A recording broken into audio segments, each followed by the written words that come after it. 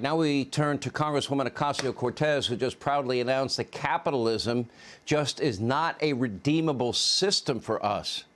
Really? Take a look.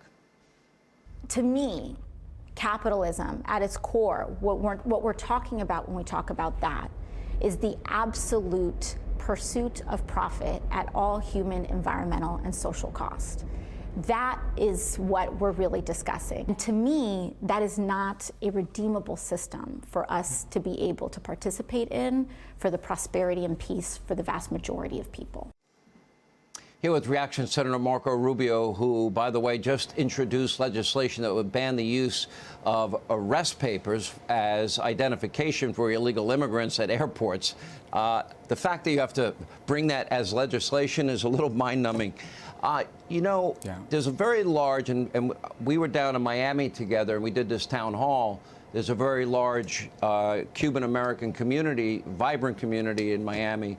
And I mean, the people that suffered under the Castro regime, I know, have a very, very different opinion than AOC on this issue of capitalism, the greatest wealth-producing system for anybody that wants to work hard and drive themselves to success. Yeah, I mean, I'm not surprised by those comments. Those comments are now the mainstream of the Democratic Party. And either people believe that or they have to pretend they believe it, and certainly their policies do. They woke up one day and I guess decided that Marxism was right all along and that the Cold War should have never ended. And I don't understand how people that feel that way don't just move to one of these other countries. There's so many other countries out there that actually agree with that sentiment about socialism being better than capitalism.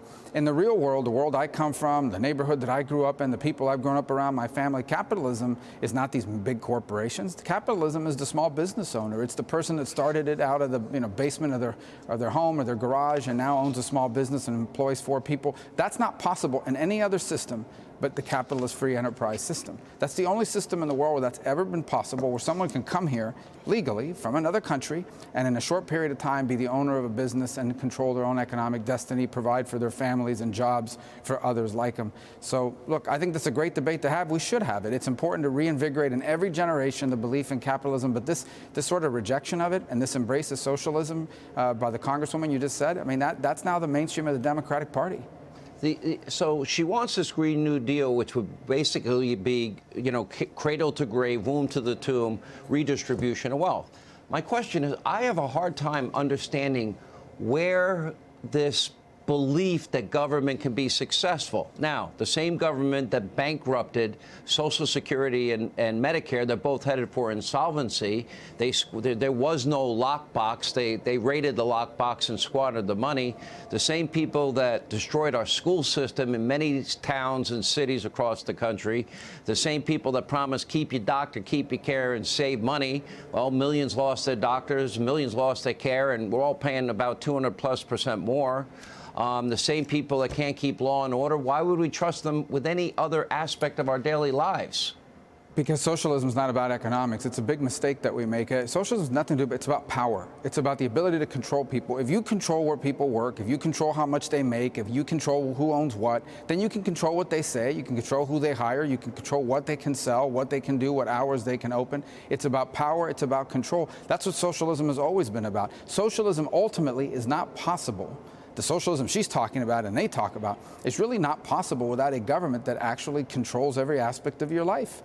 And that's why I don't think they're that troubled by inflation. I think they like the fact that inflation's run amok and that prices are high, because that just means that they can come in with the argument that, you see, the market can't provide for your needs. Only a government check can. Only a government guarantee can. It plays right into their hands. But again, socialism is not about economics. It's about power. It's about control. That's why people flee it. That's why Miami, has inherited 800,000 to 1 million people from Latin America who flee socialism because it fails and it destroys lives. I'll quote Ronald Reagan and end the segment with, government is the problem. Senator, always great to have you. Thank you for being with us. Hey, Sean Hannity here. Hey, click here to subscribe to Fox News YouTube page and catch our hottest interviews and most compelling analysis. You will not get it anywhere else.